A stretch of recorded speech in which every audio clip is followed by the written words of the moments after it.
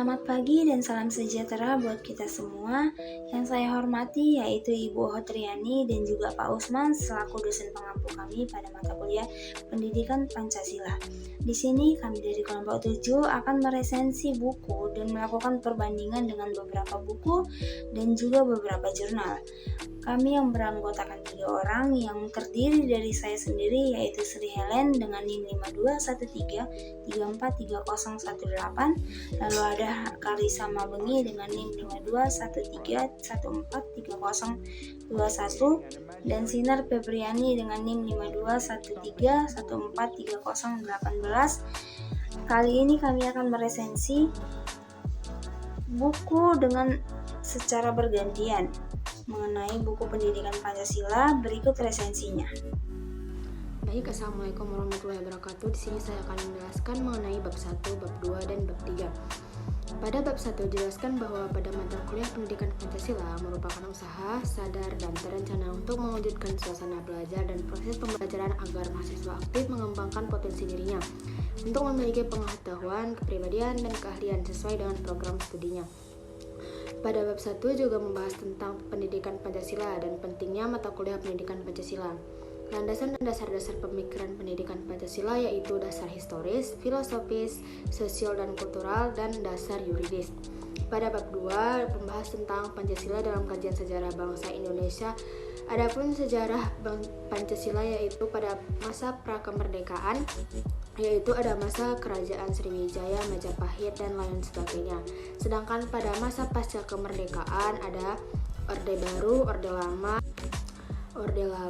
dan era reformasi. Sedangkan pada bab 3 yaitu Pancasila sebagai dasar negara, yang dimana Pancasila merupakan sebuah penegasan terhadap komitmen bahwa sesungguhnya nilai-nilai Pancasila adalah ideologi dalam kita bermasyarakat, berbangsa, dan bernegara. Sekian dari saya. Terima kasih. Pancasila sebagai ideologi negara. Istilah ideologi berasal dari kata idea dan logos. Idea berarti gagasan, konsep, pengertian dasar, ide-ide dasar, dan cita-cita. Sedangkan kata idea berasal dari bahasa Yunani yaitu eidos yang berarti bentuk atau idein yang berarti melihat. Menurut Sugito, pada tahun 2003, ia mengemukakan bahwa pokok-pokok pemikiran yang perlu dikemukakan mengenai ideologi sebagai berikut. Yang pertama, ideologi merupakan sistem pemikiran yang erat kaitannya dengan perilaku manusia. Yang kedua, di samping mengemukakan program, ideologi juga menyertakan strategi guna merealisasikannya. Yang ketiga, ideologi dapat dipandang sebagai serangkaian pemikiran yang dapat mempersatukan manusia, kelompok, ataupun masyarakat. Pancasila sebagai sistem filsafat. Istilah filsafat berasal dari bahasa Yunani yaitu filosofia, yang artinya dari kata philos yang berarti cinta atau philia yang berarti persahabatan, tertarik kepada, dan kata sophos yang berarti kebijaksanaan, pengetahuan, keterampilan, pengalaman praktisi, dan intelijensi. Kesatuan sila-sila Pancasila sebagai suatu sistem. Menurut Tatang M.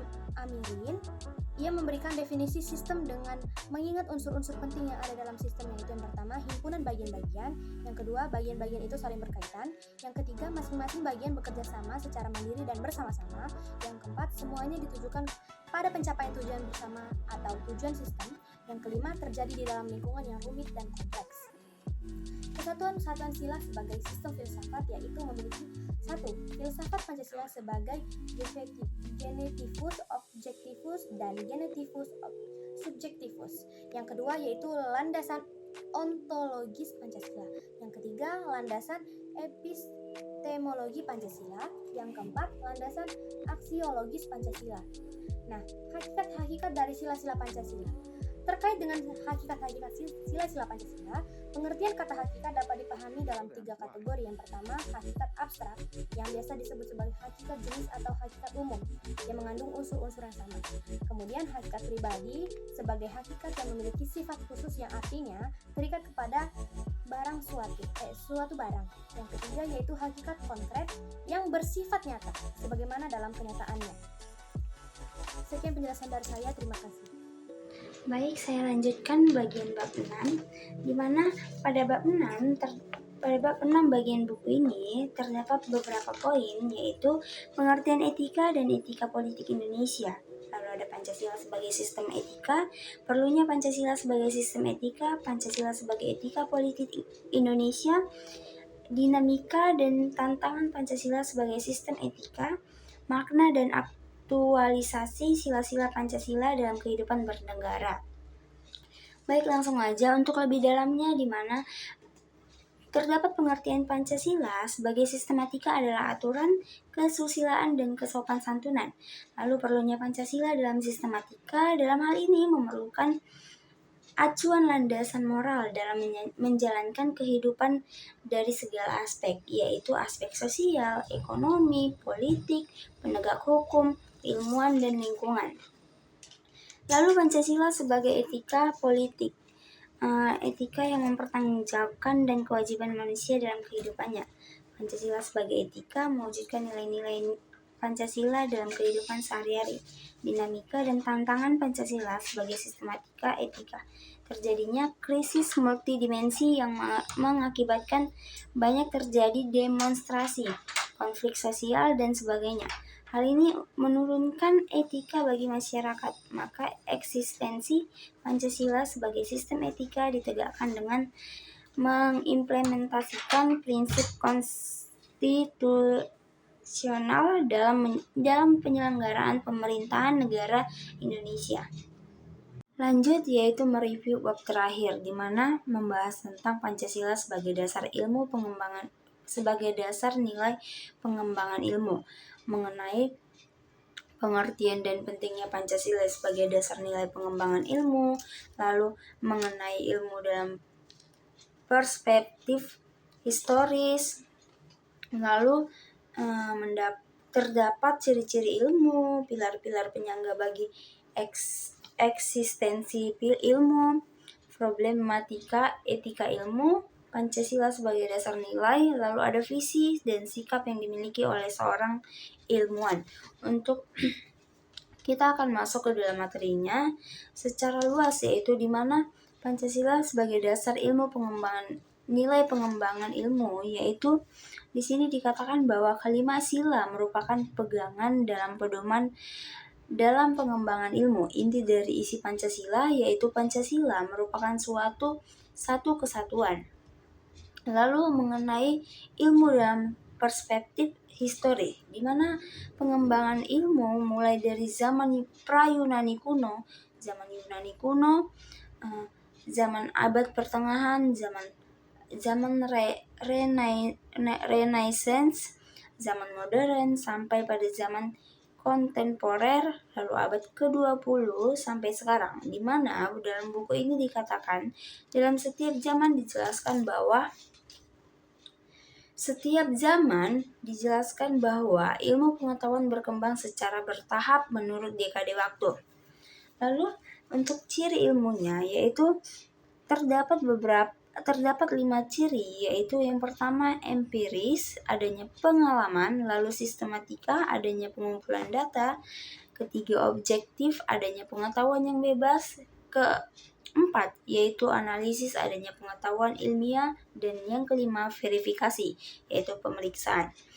Setelah itu muncullah sebuah pilar-pilar penyangga bagi eksistensi, di mana terdiri dari 3 pilar, yaitu pilar ontologi, kedua pilar epistemologi, yang ketiga pilar aksiologi. Untuk problema etika ilmu, di mana maksudnya adalah bahwa kita harus memperhatikan kodrat manusia, martabat manusia, menjaga keseimbangan ekosistem, tanggung jawab guna memperkokoh eksistensi manusia. Setelah itu lalu muncullah Pancasila sebagai dasar nilai dalam strategi pengembangan ilmu dan teknologi. Dalam pengembangan kelebihan dan kekurangan, yang pertama yaitu kelebihan. Menurut kami, buku ini menggunakan bahasa yang mudah dimengerti sehingga pembaca dapat mudah memahami dan sudah termasuk memenuhi kebutuhan untuk belajar pada materi mata kuliah pendidikan Pancasila karena isinya sudah sesuai dengan kurikulum yang telah diterapkan. Namun ada beberapa kosakata yang sepertinya butuh diberikan penjelasan tambahan, biasanya di bagian bawah, agar pembaca juga dapat menambah informasi maupun ilmu baru pada setiap kosakata baru yang tertera di dalam buku ini.